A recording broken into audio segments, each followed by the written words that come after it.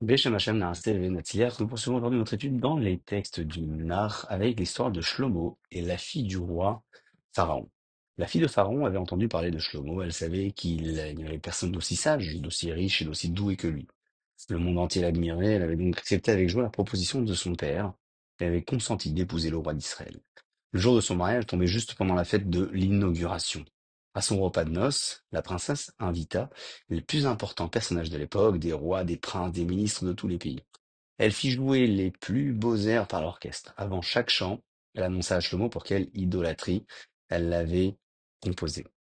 Elle fit exécuter 80 sortes de danses, la fête est si prenante que Shlomo en oublia celle de l'inauguration du temple.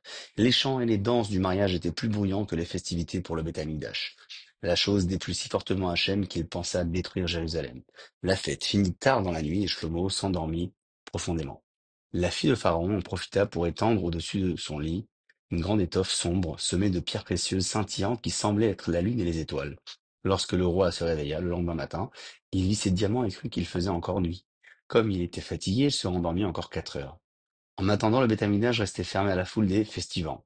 Les clés se trouvaient chez le roi et personne n'osait troubler son sommeil. Finalement, on décida de s'adresser à Bathsheba, la mère du roi. Elle alla réveiller le roi et lui fit des reproches. Qu'as-tu fait? J'ai été méprisé aujourd'hui par tout le peuple. Tout le monde sait que ton père était un juif consciencieux. Si tu te conduis mal, on dit que c'est moi qui en suis la cause. Pourquoi t'es-tu laissé entraîner par ton mauvais penchant? Pourquoi as-tu festoyé si longuement avec cette princesse égyptienne? Pourquoi t'es-tu enivré de vin et de liqueur jusqu'à tomber dans un si profond sommeil? Ne sais-tu pas quel privilège j'avais de te donner naissance? Le prophète Nathan avait annoncé à ton père David que bientôt naîtrait le fils qui hériterait de son trône et bâtirait le Beth Amikdash. Toutes les femmes de David souhaitaient devenir l'heureuse mère d'un tel enfant. Elles faisaient vœu d'offrir tous les sacrifices écrits dans la Torah si elles mettaient au monde le prince élu. Moi-même aussi, je prie Hachem de me donner ce fils promis à David. Je demandais qu'il soit sage, raisonnable et digne de la prophétie. Je promettais de lui enseigner à être bon et généreux. Hachem écouta ma prière et je jouis finalement du privilège de te donner naissance à toi, roi d'Israël. Mais tu ne me laisses pas accomplir ma promesse. Hachem t'a accordé plus de sagesse qu'à aucun autre homme sur terre. N'as-tu pas compris que tu agissais mal en festoyant avec la princesse égyptienne? Le roi accepta les reproches de sa mère, reconnut qu'il avait mal agi. Il s'empressa alors de se lever et de partir au Beth Amikdash. Une foule immense l'attendait près des portails. Dès qu'il arriva, elle remarqua Yerovam ben Nevat à la tête de 80 000 hommes de sa tribu. Qu'avez-vous fait aujourd'hui, roi d'Israël? S'écria Jéroboam. Celui qui se tient à la tête du peuple ne doit-il pas lui servir d'exemple? Voilà que vous avez méprisé le Beth Amikdash aujourd'hui aux yeux de toute la nation. Si vous agissez de la sorte, que voulez-vous attendre de vos sujets? Hachem dit alors, tant qu'il n'est pas roi, Jéroboam peut parler facilement. On verra ce qu'il fera lui-même lorsqu'il montera au pouvoir. Hachem punit Shlomo pour 3 erreurs qu'il commet dans sa vie. La Torah recommande au roi de ne pas avoir beaucoup de femmes, de ne pas acquérir de nombreux chevaux et de ne pas amasser des trésors sans fin.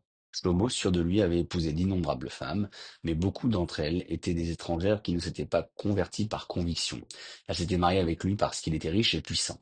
Shlomo possédait d'innombrables chevaux dans son armée et avait accumulé or et argent. En punition, Hachem partagea son royaume après sa mort.